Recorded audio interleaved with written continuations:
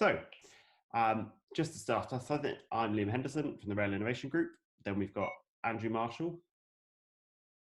Yeah, hi Liam, it's Andrew. I work for OpenText here in the UK, supporting our public sector clients. I have a focus on the transport cluster. So I'm getting a bit of feedback there. So that's me. So I'm Johanna Randall. I'm part of the Rail Innovation Group and work with Liam. Yeah, Adam Sargent. I am a IT graduate from Network Rail, and at the moment we're just helping out with getting the train operating companies to resume normal business on the railway. I'm Deb Carson. I support Liam and Johanna on the Rail Innovation Group work. I'm actually freelance. I do a lot of work for the High Speed Rail Group, and I also do some work for Green Gauge 21, all transport related. Hi, it's Kevin here. Can you hear me okay? Yeah. I'm director of SmartRan, and we do a lot of work in rail ticketing, smart card technology, and with PTEs on their schemes. So particularly looking at where changes and transitions are occurring in methods of ticketing, and also particularly our multimodal for micromobility and last mile, first mile. Hi, I'm James from 3 Squared, pretending to be the office here. I'm co-founder of 3 Squared, and we develop products for the rail industry, a suite of products called Rail Smart, including competency management, which has been rolled out to several train operating and freight operating companies. Yeah, hi, it's Keith Nichols, work for Network Rail, project engineer in the route services. Hello, I'm Mike Walter. I'm the editor of a magazine called Transportation Professional, and always keen to hear about innovation. Welcome. Peter Evans. Oh, hi, commercial manager for Testworks Group. We design instrumentation, electronic equipment, mechanical systems.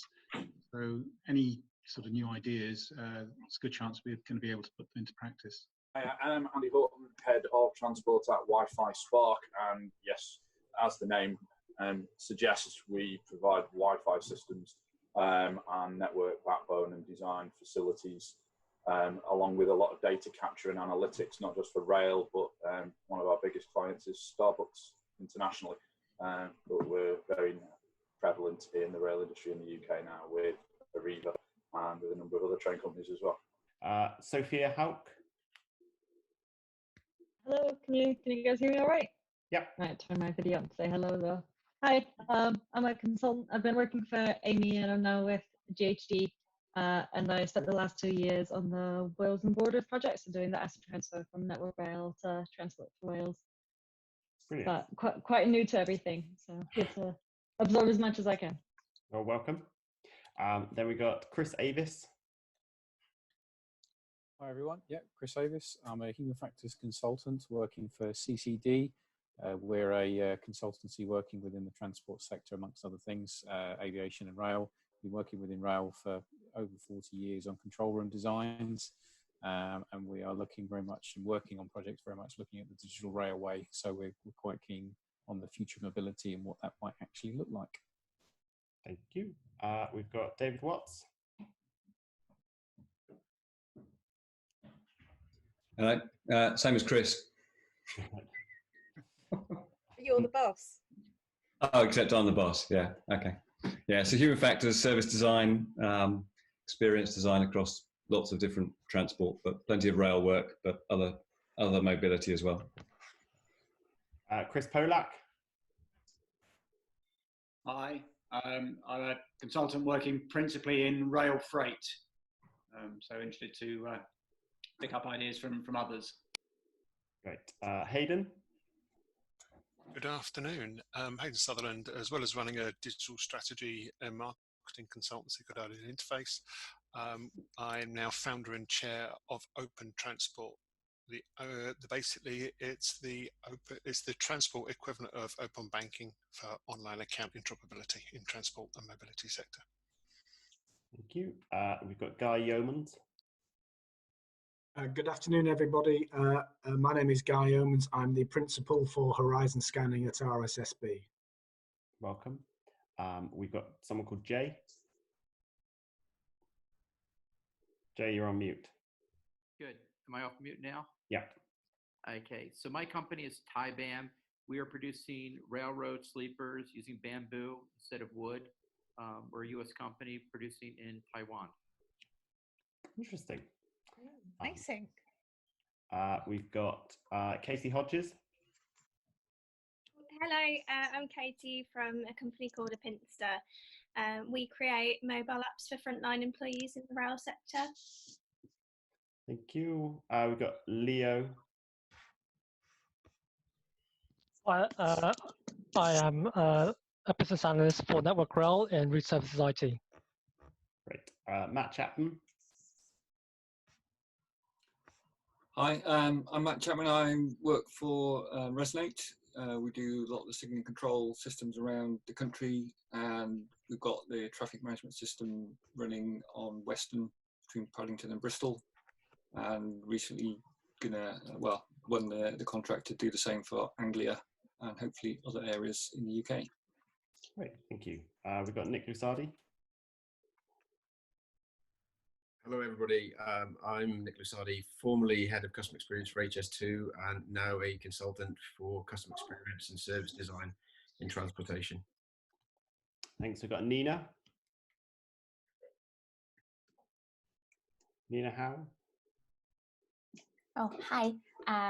I'm Ning from Just Park. We take cashless payments for parking in car parks, and especially now we renamed it touchless payments, so people don't have to touch payment machines when they want to pay for parking.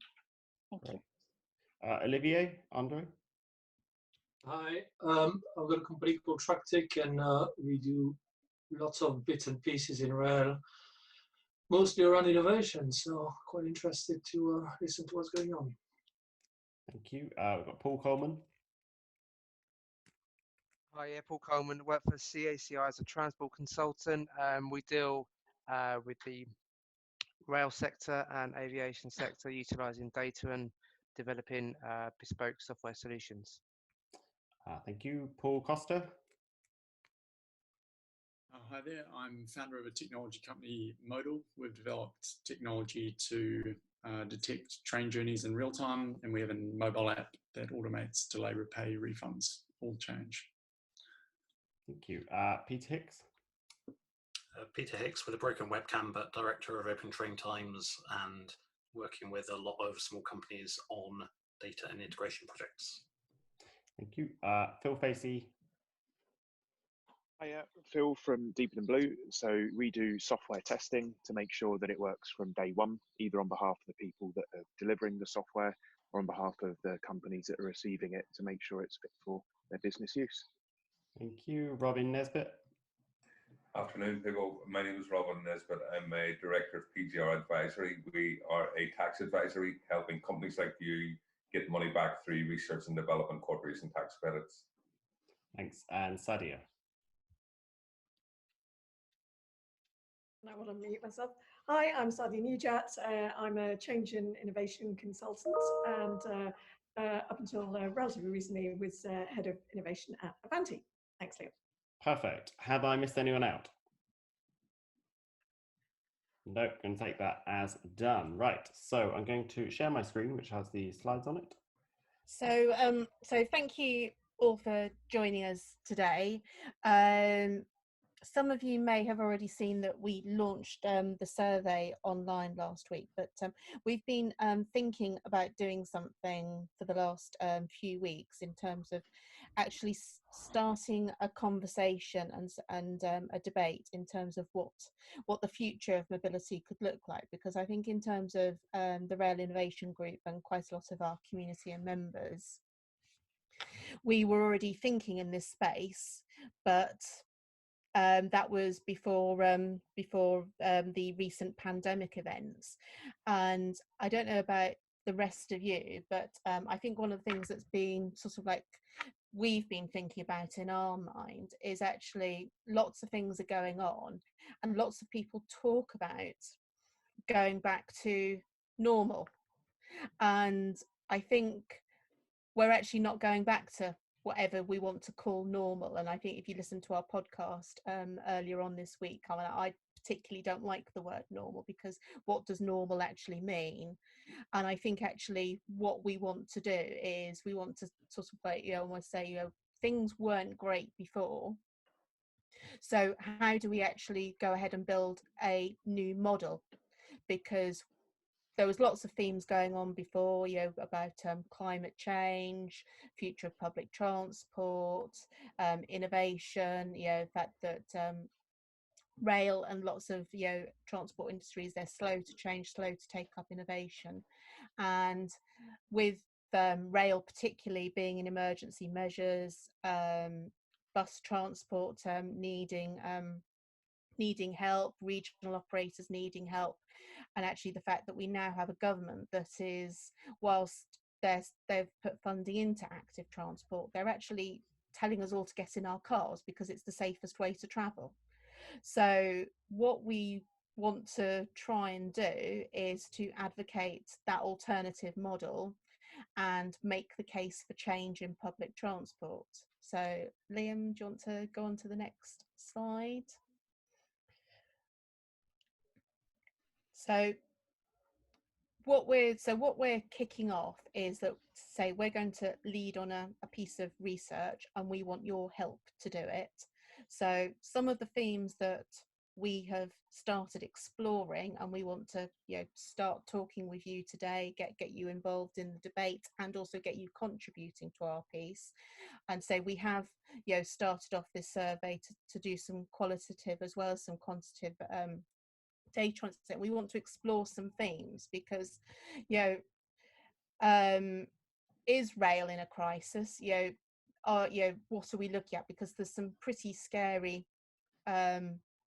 thoughts coming out of there. The fact that at the moment 95%, public transport has seen a 95% cut in patronage, and some places are predicting that will take 3 or 4 years to recover, as we need to maintain, we need to build trust within the public transport system again. But clearly, advocating for people getting in their cars and not using public transport is not the issue, is not the solution either, because if you think about some of the things that the mayor has been saying this week, is that if everybody drove into London, essentially you create London into being a car park. And so, and given that this is also a respiratory illness that we're dealing with, we also don't want to increase emissions into the environment again.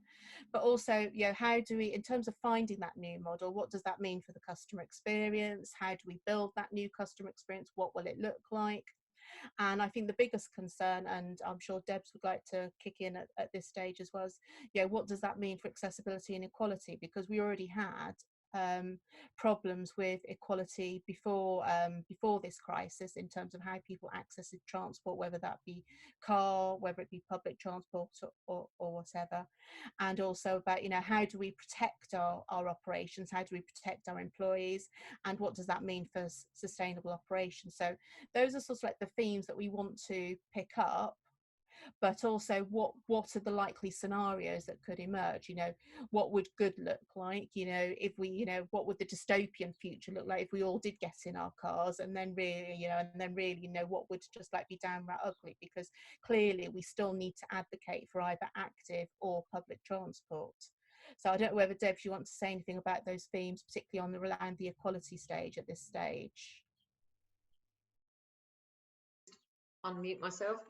Yeah, thank you, Johanna. Yeah, I mean, it's really interesting, isn't it, to hear. I find it very heartening, actually, that I'm hearing, things like citizen-focused transport models and things like that at the moment, which, we can all just think, wow, it's taken a virus to get us to this. But what we need to probably hang on to as a sector is the fact that we have got an opportunity. We've obviously got a lot of challenges around making people confident enough to get back onto sort of, what are essentially quite crowded trains, buses, tubes and what have you. So we've got, we have got, at least in the short term, obviously, a commitment to adhere to government guidance around that and around social distancing. But obviously, as a sector, we've also got an opportunity to start looking at things very differently, and that's on a number of, across a number of levels, whether it's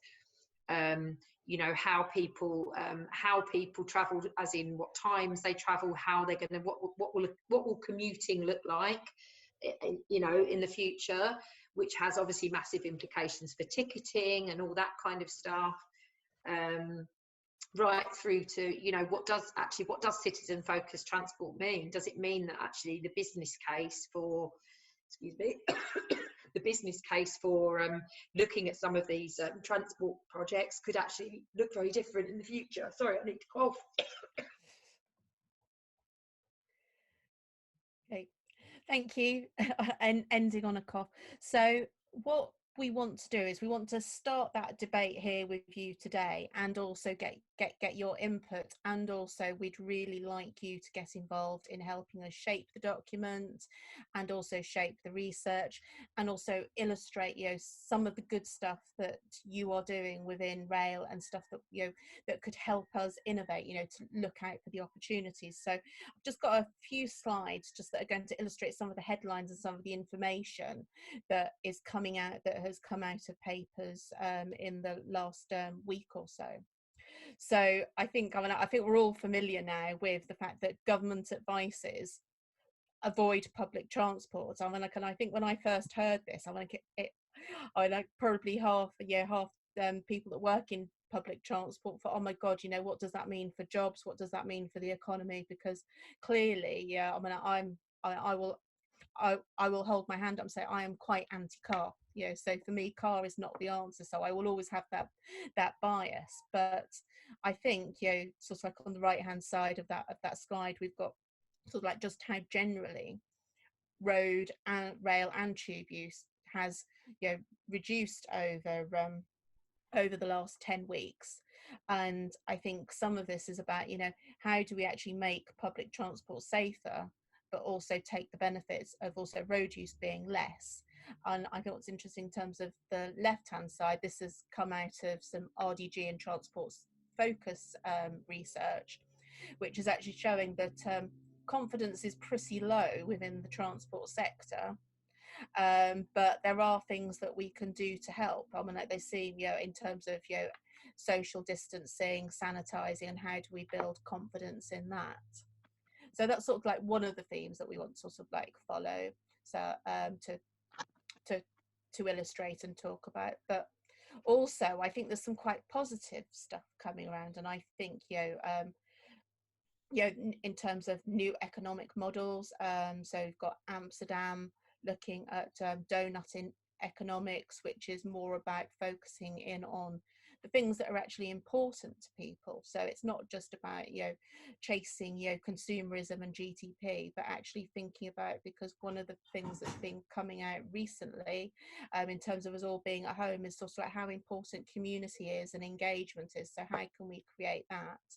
And then actually the Paris mayor actually unveiled this before the current situation, but this idea of 15-minute cities. And I've seen I think that Andy Street in Birmingham is also looking at something very similar in terms of creating these 20-minute cities. So is that going to refocus our ideas in terms of thinking more local than we have previously? So we're not actually thinking about commuting long distances, and what does that do to the transport? So does that encourage more use of active transport and more use of bus services where it's more appropriate? So it's not just about rail. But I think there is this opportunity to, we've already got the mayors all over the world looking at sort of like how they can close down roads and focus on that active transport and that, and encourage more walking on that. And we have to engage in that opportunity rather than just sort of like going back to our old behaviour. And that was one of the reasons why I sort of like brought out that comment about, for 100 years our transport policy has been based on building roads and the car being at the forefront of it, particularly in that American model. So how do we change that behaviour, and how do we think about those opportunities? And then I'm again playing to the equalities on the next slide, is that I think in terms of some of the ways that, you know, that we need to think about these things. I mean, like the article on the right hand side, I mean, like trains are too expensive, was actually that's actually an article from quite a long time ago. That's from 2017. But I think somebody recently said to me, who works quite senior in rail, said to me, we have to accept that trains are a luxury because they are out of reach for a lot of people. But on the other side to that, it's low income people that are driven onto crowded buses and trains. But how do we keep them safe? You know, there is a big divide between different types of transport within, you know, not just in the UK but worldwide. How do we really address this and make it actually an equal opportunity for all? Because this isn't just about transport, it's about what it does to our economy, what it is for our communities, how people, you know, how the part it plays in the recovery, not just in terms of the investment we put into the infrastructure, but also how people can access education, how they can access jobs, and that will be even more important in the future. So what are those ideas that we need to think about? And then finally, I mean, we already touched on this, is the idea about the environment, because we all saw yesterday, or I think we would have all seen, is that actually there was a big reduction in carbon emissions worldwide, and it's still not probably enough to meet the climate emergency. And then, you know, we have a survey that came out quite early on in the current crisis, where more people are thinking about buying a car who currently don't have a car. So clearly everything we are doing is encouraging people to go in the wrong direction. So what do we need to make sure? Because actually, in lots of ways, I hope, with my optimistic hat going forward, is that now probably in the history of humanity, this is probably quite a short-term thing. You know, even if it takes a while to find a vaccination to get over this, it will only be 2 or 3 years. We might feel the effects for it for a long time, but climate is the much bigger impending crisis. So we need to make sure that we can get the benefits of what's happened. Never waste a good crisis, I think what Churchill said. So I think that is sort of like something that I'd really like to finish on, is like, how can we make the most of this crisis and actually change the world and the model that we want to have in the future, rather than going back to the old normal. What is the new model? So on those thoughts, I'd like to open it up to the floor. I can follow chats, or you can just come in and say what you want to get involved in. Do you want me to take it off the I think so, yeah. Yeah. Okay. So, do you want to mention about a survey as well, Johanna? Oh yeah, sorry. I was going to leave that to the last bit, Okay. but we do have a survey. The slides you can send out straight away after this, can't you? So everybody can see how to get involved in the slide, how to get involved in the research and that. Yeah. Yep. There's I put it on our website, on the homepage of our website. It says our survey. So please do fill it in, because if we get enough respondents, we're going to get an academic institution to interpret all of that for us and to put some really deep, to bring that in together with some other research as well. And the more people we get involved, the better it'll be. Yeah. So I guess we could start the discussion off a bit selfishly with, given what you've heard, who's working on something they want to sell that can achieve these goals?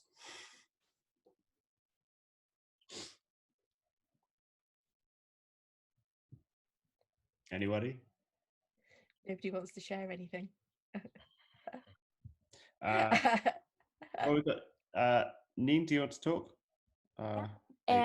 So yeah, I work in the parking industry. So you might think, you know, our bread and butter is super dependent on people driving cars and parking and so on. But yeah, even before COVID, what we've been looking at, because we already see the development that you're not going to be able to drive in a lot of, you know, bigger cities in the inner city. You already see with the U-less zones where only electric vehicles can enter. So that's going to be the future. So our clients sit on loads and loads of parking assets that they don't know what to do with. So we're already looking at how can we repurpose that kind of space? Can we make them into micromobility hubs, so that in order for you to enter, let's say, Amsterdam, you either you drive your car, you take public transport to this micromobility hub, jump on a e-bike, on a scooter to then get to your final destination.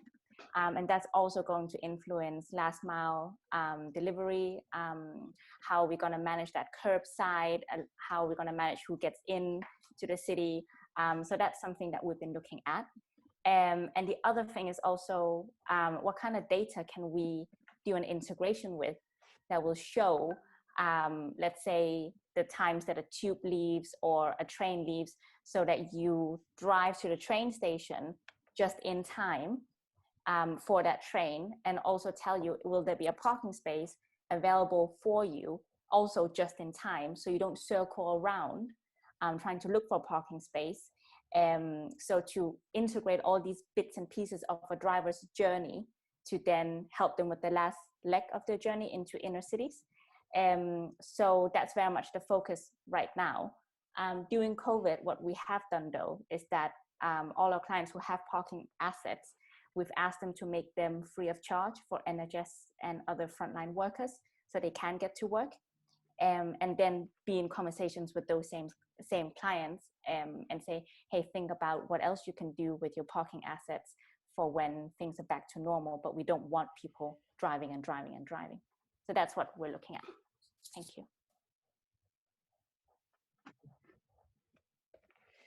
Can I just, on parking, can I just go up, because, picking up on your bit about offering free car parking to NHS or health worker staff and that, how important is that they have access to car parking and car access? Oh man, my biggest headache, it's always hospital parking, because it's super controversial that, you have to pay for parking, but especially for staff, it could mean that if you have to circle around trying to find a parking spot, free or paid, you could get to your shift late. It might affect, people have to do surgery or other kinds of your day-to-day kind of work in a hospital. So to know as an NHS worker that you can, for example, pre-book a space, or in advance how many spaces are available in the car park, and know that you can just drive and go to work without having to worry about those things, takes a lot of stress out of them. Also obviously helps them save money. There are some hospitals, they don't distinguish between if you're a staff, visitor, or patient, and they can charge up to £6, £7 for a few hours, especially in the Chelsea, Westminster area in London. So it's been really important, and the feedback has been brilliant, both from the NHS workers, but also from our clients who've said, of course we'll make it free of charge so they can go to work. It's interesting. It takes a crisis like this to sort of bring that along, because I could imagine if you charge train drivers for them to park at a station, you'd have a strike on your hand. Yeah, absolutely. And the conversations now are that going forward, will hospital parking ever be chargeable again? From a parking perspective, we think that yes, 100%, because apart from money that hospitals get from the government, their second biggest income is from parking. So if you take that income away, that will hit hospitals quite badly. But concessions have now been, even before COVID, have been put in place so that certain groups can park for free. I think bringing up that revenue thing's quite interesting, isn't it? We don't have any train operators with us today. I think Sadia is probably our nearest as an ex train operator, but I think transport is going to have a revenue problem overall. Does anyone want to come in on sort of like how we can bring in? I was just going to say on the revenue thing, it is interesting because it's the same for local authorities.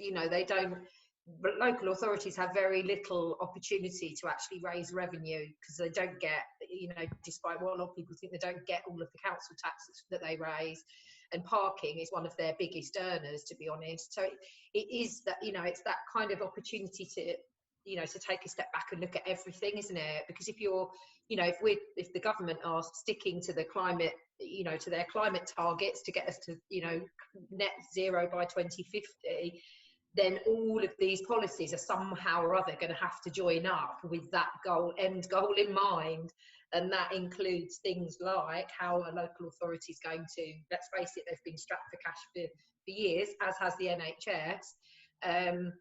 So as much as you don't want to get into all those political arguments, you somehow find yourself in them because, you know, you can't fix one little bit of this problem. You've got to take a step back and look at that, really, because if you're going to do the first mile, last mile, for example, in cities and towns, and encourage people out of their cars, then that will have a knock-on effect to, as Neen said, like, you know, to the hospitals, local authorities, and what have you. So I'm really interested in the whole idea of, you know, the sort of relocalizing, which you know is what you kind of touched on with, you know, these ideas around mobility hubs and you know, that kind of actually shifting people into a completely different mindset in terms of how they actually get from where they need to be. Yeah, Joanna, just a couple of things. Having spoken to colleagues who are still working in TOCs, it's an interesting climate in TOCs specifically because of the emergency measures agreements, of course. And there's already, and you know, I'd be interested in other sorts in this, you know, certainly some senior figures in TOCs unofficially suggesting that those need to continue for longer. Of course, there isn't significant motivation to really target the public to get back onto trains, given the structure of the EMAs, which is a challenge when obviously we would all, I'm sure, like to see more piloting, testing, to Hayden's point, you know, using the time and the window that this opportunity presents. There's also so many people in TOCs who are currently, you know, who are frontline, who are not doing any work at the moment. So actually, again, that testing opportunity should be a really useful window. So, should be. Yeah, it is a useful now. I think that's an interesting thing to explore. So I'm just going to, if you want to stay on, Sadia, and also Hayden, just what sorts of things should we be looking to test now that it is quiet? What are the real opportunities to do? Well, I'll go first briefly, and then Hayden, sorry, I will be very brief because I'm sure you'll have probably more to say. I mean, we've obviously got, as you've pointed out, John, a relatively short-term situation with coronavirus, and public concerns around cleanliness, not wanting to order food, wanting to understand how many people might be on a particular train. So, for example, if I've got some health vulnerabilities, are there quick ways for the train operator to tell me how many people are on the train with live data? When I'm booking my ticket, can I see, you know, how booked up the service is? And can I understand, you know, maybe even how many people are queuing at the station at the moment, and also getting clear customer information on what protections are in place.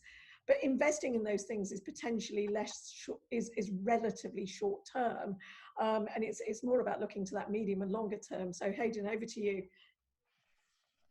I mean, my point is, you know, you've got 1/20th of the mass market currently using it. So I mean, rail, ferries, bus, people are inherently worried about screwing up transport and doing it at the wrong time or making a mistake when they do it.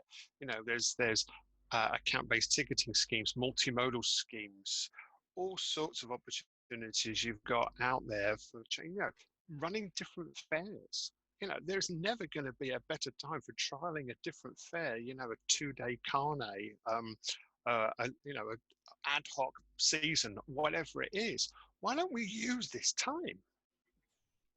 Yeah, I would completely agree with Hayden about account-based ticketing. I mean, you know, yeah, that is something we should absolutely push at this time. Yeah.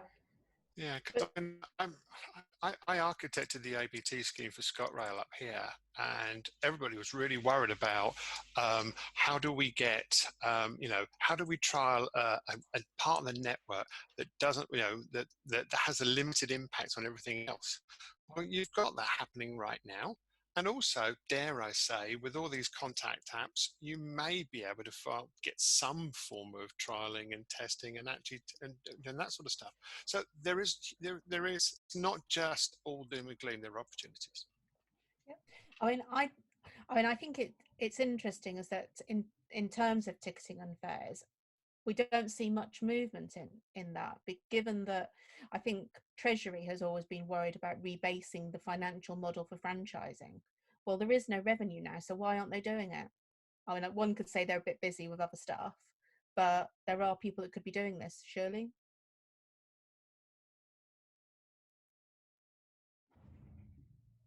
Our DFT colleague who normally joins us has said he's very busy, so he can't join us. Too busy doing other stuff. But I think I'm seeing a couple of comments coming in regarding sort of like more homeworking and that. So I just want to sort of like bring in Kevin Nichols in terms of like, because here we are on Zoom. So, and I know sort of like in talking to people, a lot of people I think are starting to find the stress of constant video conferencing and not having that one-to-one. So what's your thoughts on it, Kevin? Yeah, that's Keith. Keith, sorry. Yeah, I mean, from my perspective, I'm doing an awful lot of work now, attending IDRs, IDCs, that sort of thing, meetings that normally I would have travelled to London from Manchester for, which are working perfectly well with Teams and I don't see us going back to that. There are occasions when it will be, but I would suspect that my workload, the amount of travelling that I do, is probably going to reduce 20% to 20% of what it was. I don't know whether other people see something similar. Have we got anybody here who was involved in any Olympic planning? Because I think one of the things that somebody, if our DFT colleague was here, I think would say is that when we were all told to stay at home during the Olympics because the transport system couldn't cope, was that it was quite successful. And I think there was for a long period of time about 15 to 20% of people just didn't travel. But then it went, after about 18 months, it went back to normal. Yeah, went back to the pre-Olympic levels. Yes, it did. But it worked too well during the Olympics because nobody travelled. Yeah, so we're very good at following the rules. But these times do generally when there's strikes or the Olympics or anything else, people discover other routes that are more efficient. So you end up with slightly more efficient journeys. For example, now if a lot of people are trying cycling, certainly in London, they will find that the journey can actually be quicker on a bike than getting the tube. Oh, so I've had somebody say that there's somebody working on McKinsey. Well, that won't be cheap, will it? Is David from CCD still around? Because I see he's switched off his video. But I was just wondering, because I've seen online you've been doing some interesting stuff with museums. So have you got any insights that can be brought into the transport sector? It's a good question. I think the challenges are very similar in terms of trying to address both kind of minimum level of, I suppose, if you like, compliance, but actually trying to give that confidence and trust back, and so that actually people want to come out, and it's not an unpleasant experience to actually get out. So I think they're facing a similar in a different kind of way challenge in terms of building up that kind of desire to go, and that's obviously a slightly different thing because it's something you want to do to get out, just to have that experience of being in a museum or a gallery or whatever, which is different from a kind of necessity to travel that I suppose that we have in this industry. But I was quite interested. I was reading something that some of the airports are looking at about putting, how do we put back into, give people a kind of sense of control over some of those measures. So it's, can you build confidence by, not just saying you're taking these measures, but, whether it's cleaning or whatever, that you actually kind of put some of that back into the hands of people. I thought was quite an interesting little kind of nudge, if you like, in terms of building some of that confidence back. And do you think it's the operator to be able to put some of these measures in, or do you think it is about making us feel as though we're in control? I think it's the operator doing things that, I think it's an interesting time for when you might be doing things that actually, don't necessarily have a massive amount of value, but instill confidence.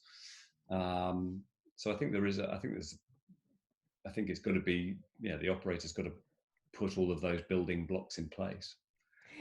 It's interesting you say that, because I remember when Nick and I were both at HS2 on some ethnography work that we did. Some of it was about the theatre of cleanliness and the theatre of hygiene. So it's not necessarily clean, but it looked, because of the way you do things, it makes it appear clean. Yeah, and I think there's a bit of a place for that maybe at the moment as well.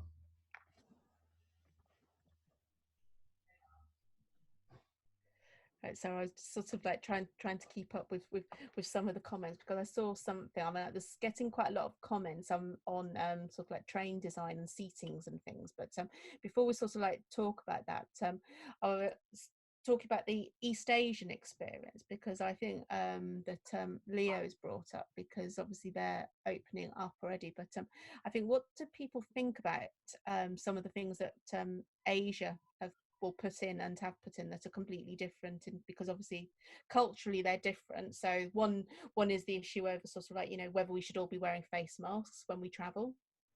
And then also, I mean, particularly in China, lots of surveillance. So they're doing lots of things like, temperature checking, tracking, tracing. How do people feel about sort of like, even in the short term, of surveillance on public transport in order to travel safely? Just on that, did you see the research that car sales in China have gone up now? No, I hadn't. So clearly they transport. But is that because of suppressed demand because they haven't been out, or is it because people are getting into their cars because it's safer? The second thing. Or they feel safer. The second thing. So it is demonstrating that more car usage is a risk. Mm-hmm. So has anyone got any thoughts on sort of like the surveillance?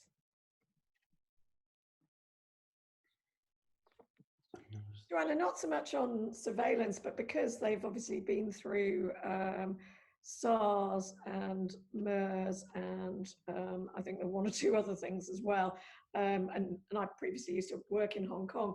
They have in the background got some other technologies that you could possibly deploy into transport.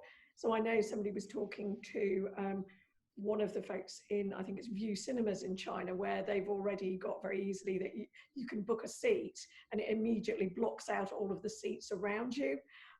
So that sort of thing, one assumes, I'm sure somebody else can speak to this from a technology perspective more eloquently, you could potentially have something like that in transport. Yeah. I'm going to bring Nick Lusardi in on seat booking, but before that I want Liam to share an anecdote that he tested yesterday about the East Coast booking system. Yes, East Coast now is 100% reserved, and whilst Johanna and I were on a call yesterday, I could, without signing in, just go on their website and book 7 seats. So blocked it out and used the capacity up. So obviously people can maliciously just go book seats. Book a seat for every train you fancy you might want to get on, and it eats up the capacity of the trains. So I'm not recommending you do that, but this is a slight loophole, slight problem in the system. But, is Nick still on the line? Because I can't see here, him. yes. Yeah. Because I was just thinking about sort of like the work that we did on HS2 on sort of like seats. Yeah, and also the design of seats as well. So not just about how you reserve seats and get a seat, but also about the design of them. Well, I think there is a need. Can I just say one thing about face masks, because that's kind of bugging me a little bit, Joanna? I know you and I have talked about this, but I think it's worth pointing out as well. I think I have a love-hate relationship with the whole face mask thing. In particular, I think that on one hand they do prevent transfer of the kind of virus, but on the other hand, it's down to the actual user to not touch the mask. And then if they do touch the mask, then it's absolutely useless if they touch it with their hand, for instance. And also, I think there's a security blanket with the mask as well. I think people feel more, they feel safer, and there may be a potential for people to relax around how they kind of socially distance as well. So that's just my I just kind of put that out there because I know I'm standing on my soapbox a little bit, but I do think that I'm not convinced by the whole face mask thing at the moment. I kind of have a weird kind of interpretation of actually the use of them, and does actually breed kind of a sense of people kind of being a bit complacent. Sorry about that, but that's just I was picking up on the face mask piece, but because I think because it is kind of important, I think, with the way that the kind of the train environment is kind of going to be managed in the future. Because I think there is a sense as well, if you look at kind of commuter trains at the moment, the turn up and go system is kind of not appropriate for where we are right now. And there is potential chaos about to kind of, if everybody just gravitates towards a station and tries to get on one or two trains, then there's going to be potential chaos for the kind of rail operators. But equally, I think a lot of the work that I did at HS2 was looking at actually the flexibility of the train environment and actually rethinking and remapping what that needs to be. In particular, it was more focused on HS2 and the high-speed rail. But some of that work is actually now very, very poignant given where we are. So I think it does need to be looked at, and I think obviously the manufacturers and the seat manufacturers need to kind of get on board with this and start to kind of push some of the innovation as well within the train environment.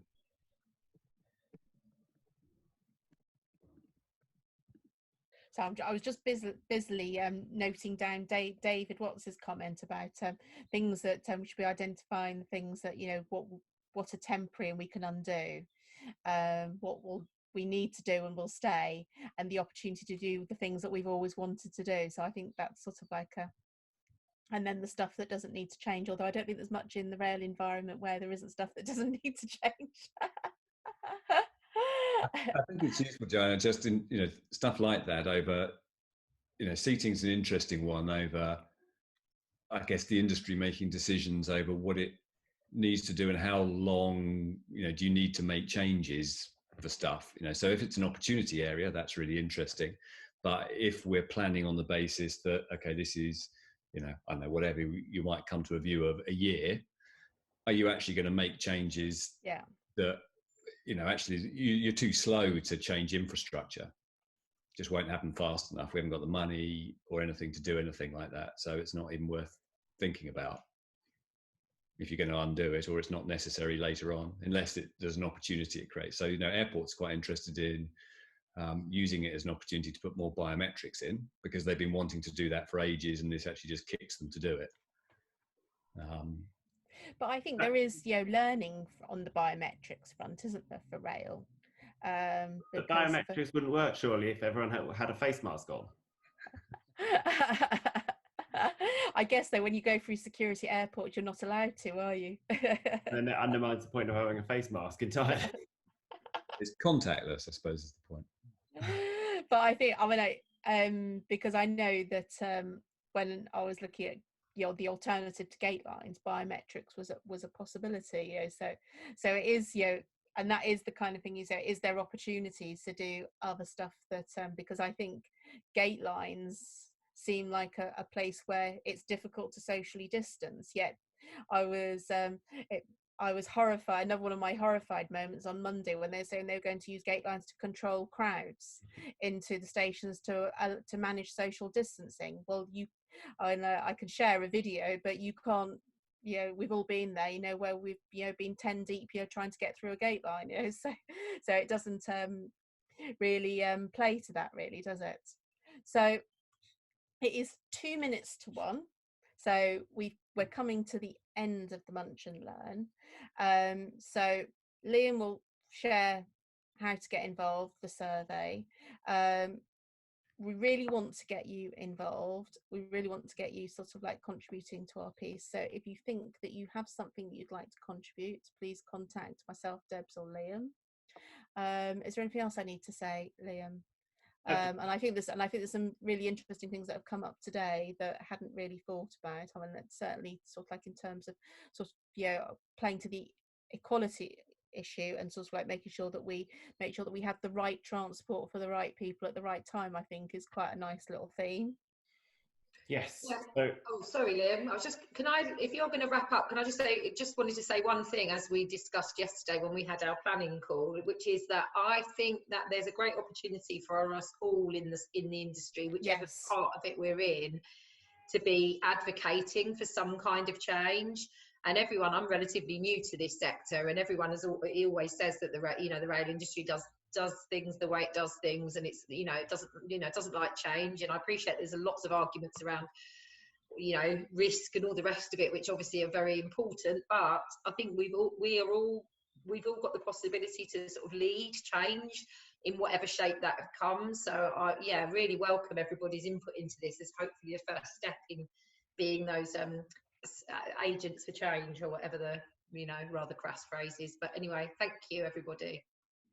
The other thing I'd like to say is, because Keith has just said could have been a 3 or 4 hour conversation, which of course it always could, but also we've got more webinars coming up on different themes. But if people would like another session on this theme, when we've sort of like got more information and we're sort of like honing some of the ideas, please let us know if you'd like to do that, because I really like having these conversations and hearing different viewpoints and the things that different people are getting up to. Yes, perfect. Well, we can potentially schedule another similar session in a few weeks' time. Great. Thank you, everyone, and enjoy the rest Head to of our your website, day. fill in the survey. Cheers. Thanks all. Thanks. Bye-bye. Thank you. Bye-bye, guys. Thanks, everyone.